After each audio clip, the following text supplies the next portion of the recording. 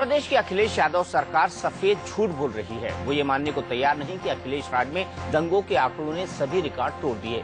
विधानसभा में समाजवादी पार्टी की सरकार ने के एक दावे से राज्य की सियासत गर्मा गई।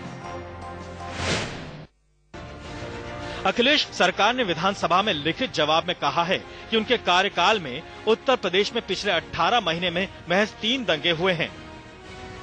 एक तरफ सरकार विधानसभा में दंगों की संख्या पर कैंची चला रही थी, तो बाहर कैबिनेट में नंबर 2 मंत्री आजम खान उसके दावों की पोल खोल रहे थे। उन्होंने प्रधानमंत्री के मुजफ्फरनगर दौरे पर सवाल खड़ा करते हुए मुजफ्फरनगर को छोड़कर अखिलेश राज में हुए 3 दूसरे दंगों का जिक्र कर दिया। बेहतर होता कि वो फैजाबाद भी जाते, बेहतर होता मथुरा भी जाते, बेहतर होता कि बरेली भी जाते। मथुरा, फैजाबाद और बरेली की बातें आपने सुन ली। अब सुनिए मुजफ्फरनगर दंगों को लेकर आजम खान क्या कह रहे हैं। बहुत अफसोसनाक है, 47 के बाद ये मंजर पहली बार उत्तर प्रदेश में या हिंदुस्तान में देखने को मिला है। या तो गुजरात में था या गुजरात के बाद वो तजर्बा उत्तर प्रदेश में देखा गया है। दंगों के आंकड़े में एसपी सरकार के घालमेल पर विरोधियों ने भी मोर्चा खोल दिया है। कितनी लंबी फहरिस्त है, तब ये उन्होंने किस तरीके से कहा, क्यों कहा, इसका जवाब तो वही दे सकते हैं। जिम्मेदार लिए सीधे सरकार है, प्रदेश और केंद्र की सरकार है और उसमें बहुजन समाज पार्टी भी जिम्मेदार है। आंकड़ों की फहरिस्त तो अखिलेश सरकार ने छोटी कर दी, लेकिन आधा सच बयान करके उसके लिए अपनी नाकामी पर पर्दा डालना आसान नहीं। लखनऊ से विपिन चौबे के साथ यतेंद्र शर्मा, दिल्ली, इंडिया न्यूज।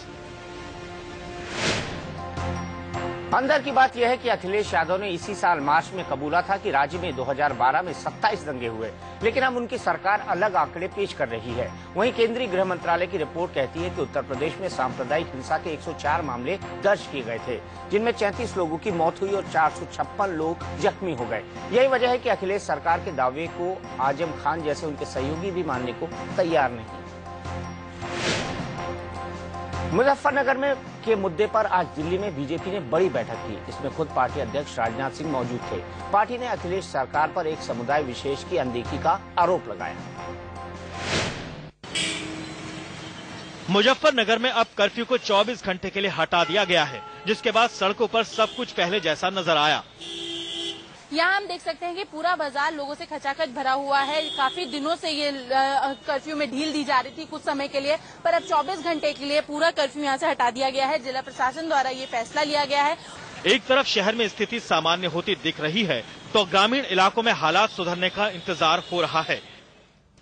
यहाँ हुई हिंसा पर सियासत थमने का नाम नहीं ले रही।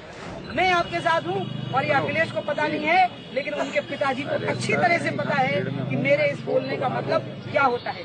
और मैं यहाँ जो पुलिस अधिकारी और सब मौजूद हैं, जो खुफिया तंत्र मौजूद है। उमा भारती राज्य सरकार पर दोषियों पर कार्रवाई में भेदभाव का आरोप लगा रही हैं। चिंता नहीं करना। उन्होंने बीजेपी विधायकों पर मुकदमे दर्ज किए जाने के विरोध को तेज करने का ऐलान किया। झूठा केस नहीं बन सकता। यूपी विधानसभा में बीजेपी के विधायक दल के नेता हुकुम सिंह पर लोगों को भड़काने का आरोप है, लेकिन हुकुम सिंह दिल्ली में बेफिक्री से घूम रहे हैं। आज भी यहाँ खड़ा हूँ अपने देश की राजधानी पे। कोई छिपने वाली बात नहीं कि छिपेंगे वो जिन्होंने कुछ अपराध किया हुआ। मैंने कोई अपराध नहीं किया। मेरे कॉन्शियस साफ है, मेरी आत्मा साफ है। सवाल यह है कि अगर प्रशासन के पास बीजेपी विधायकों के खिलाफ पुख्ता सबूत थे, तो वो उन्हें गिरफ्तार क्यों नहीं कर रही। शिवानी त्यागी के साथ सुनील, मुजफ्फरनगर, इंडिया न्यूज। अंदर की बात यह है कि अखिलेश सरकार ने दंगों पर राजनीति करने की खुली छूट दे रखी है। यही वजह है कि दंगों में पुलिस ने जिन पर केस दर्ज किया है वो खुलेआम घूम रहे हैं। बीजेपी विधायक दल के नेता हुकुम सिंह तो यहाँ तक कह गए कि वो आजम खान के सामने खड़े थे, लेकिन पुलिस ने उन्हें गिरफ्तार करने की हिम्मत नहीं दिखाई। इस तरह के बयान से राज्य सरकार की मंशा पर सवाल खड़े होते हैं। आखिर पुलिस कर क्या रही है? क्या बिना सबूत के उसने मुकदमे दर्ज कर दिए या फिर उसके पीछे कोई राजनीतिक एजेंडा है?